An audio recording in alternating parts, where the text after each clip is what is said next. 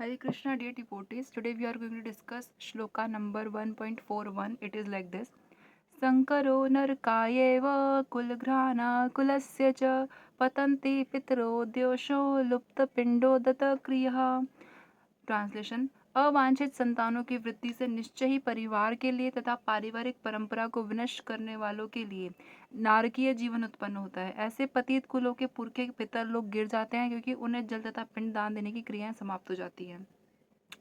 तो यहाँ पे अर्जुन जी भगवान श्री कृष्ण को कह रहे हैं कि अवांछित संतानों की जब अबंडेंस हो जाती है तो परिवार के लिए भी और पारिवारिक परंपरा के लिए भी क्या है, विनष्ट करने वाली होती है और इससे नरक का जीवन उत्पन्न हो जाता है, शुरुआत हो जाती है नरक के जीवन की। क्योंकि ऐसे बच्चे क्या करते हैं, अपने पितरों के लिए पिंडदान नहीं करते हैं क्योंकि उनको ये सब चीज़ें जो होती है ना, ये सब उनको फालतू की लगती है। मतलब उनको इन सब चीज़ों पर भरोसा नहीं होता और फिर ये सब वो करते नहीं है, तो पिंडदान नहीं करते हैं।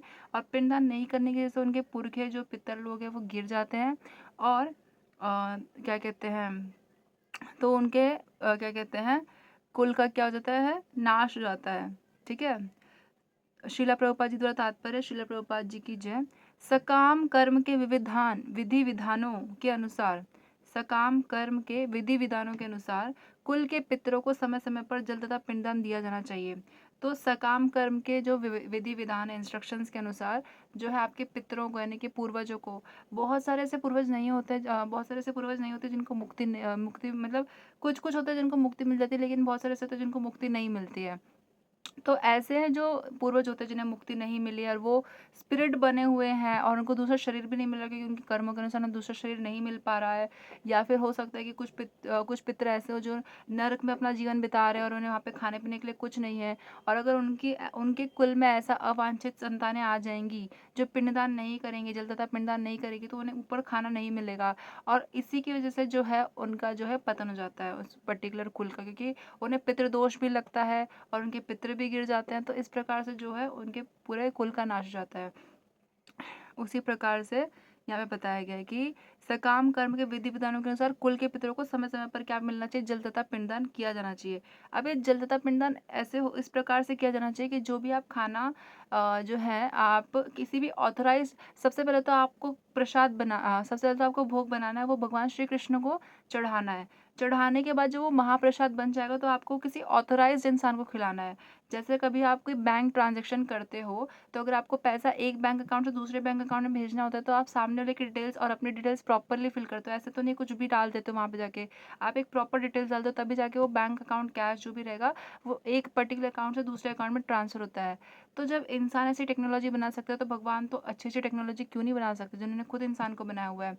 तो उसी प्रकार से जो आप अपने पितरों को जल तथा पिंडदान अर्पण करना चाहते हैं तो उसके लिए भी आपको जो है ऑथोराइज पीपल को ही खाना खिलाना चाहिए, आपको प्रामाणिक ब्राह्मणों को ही खाना खिलाना चाहिए। ठीक है। सबसे पहले तो चीज़ ये है कि आपको भोग बनाना चाहिए, उसको भोग को भगवान को भोग लगा के उसको प्रसाद महाप्रसाद जो हो जाएगा भगवान के खाने के बाद, तो वो जो है खाना आप अपने ब्राह्मणों को, ऑथराइज ब्राह्मण को खिलाइए, जिससे जो है आपका खाना जो है आपके पितरों तक पहुँचे, जल तथा पिंडदान। और उसके बाद आपका जितना सामर्थ्य है, आप जितने भी लोगों को खाना खिलाना चाहें आप अपने सामर्थ्य के अनुसार लोगों को खाना खिला सकते हैं, अबंडेंस ऑफ लोगों को, जितने भी आपकी विल पावर है। यह दान विष्णु पूजा द्वारा किया जाता है क्योंकि भगवान विष्णु को अर्पित भोजन के उच्च उच्च षट भाग प्रसाद के खाने से सारे पाप कर्मों से उद्धार हो जाता है। तो ये जो है ये दान किसके द्वारा होना चाहिए, भगवान विष्णु की पूजा द्वारा किया जाना चाहिए। उनको पूज के और उनको अर्पित करने के बाद जो है वो प्रसाद वो भोग जो है प्रसाद बन जाएगा। फिर उनको उनको अपने आप जो है ऑथराइज ब्राह्मण को खिला के और अपने पितरों तक पहुंचा के अपने पितरों को भी, उनका भी उद्धार करोगे और अपने सारे पाप कर्मों से भी आपका उद्धार हो जाएगा, जितने भी आपने पाप कर्म क्योंकि उनसे भी आपका उद्धार हो जाएगा। कभी कभी पितरगण विविध प्रकार के पाप कर्मों से ग्रसित हो सकते हैं, जैसे मैंने आपको बताया कि वो अलग अलग प्रकार के पाप कर्मों से क्या हो सकते हैं, ग्रस्त हो सकते हैं। और कभी कभी उनमें से कुछ को स्थूल शरीर प्राप्त न हो सकने के कारण उन्हें प्रेतों के रूप में सूक्ष्म शरीर धारण करने के लिए बाध्य होना पड़ता है। तो कभी कभी उनको जो है उनके कर्मों के अनुसार जो है स्पिरिट बन जाना पड़ता है क्योंकि उनको उनके कर्मों के साथ शरीर नहीं मिल रहा है और सूक्ष्म शरीर धारण करने के लिए बाध्य होना पड़ता है। छोटे छोटे जीवों का भी कभी कभी शरीर लेने के लिए जो है उनको मजबूरी होती है। अतः जब वंशजों द्वारा पितरों को बचा प्रसाद अर्पित किया जाता है, तो जब वंशज जो है जो बचा हुआ प्रसाद है जो पितरों को अर्पित करते हैं तो उनका प्रेत योनि या अन्य प्रकार के दुखमय जीवन से उद्धार होता है। तो वो जिस भी योनि में होंगे, चाहे वो प्रेत योनि में हो या किसी भी योनि में हो, अन्य प्रकार के सारे दुखमय जीवन से उनका क्या होता है, उद्धार होता है, क्योंकि उन्होंने वो खाया जो भगवान श्री कृष्ण ने खाया है। भगवान श्री कृष्ण का खाना खाने के बाद वो भोग जो है महाप्रसाद बन जाता है, और फिर वो जो आपके पितर खाते हैं ब्राह्मण के द्वारा, तो उनसे उनका जो है उद्धार होता है।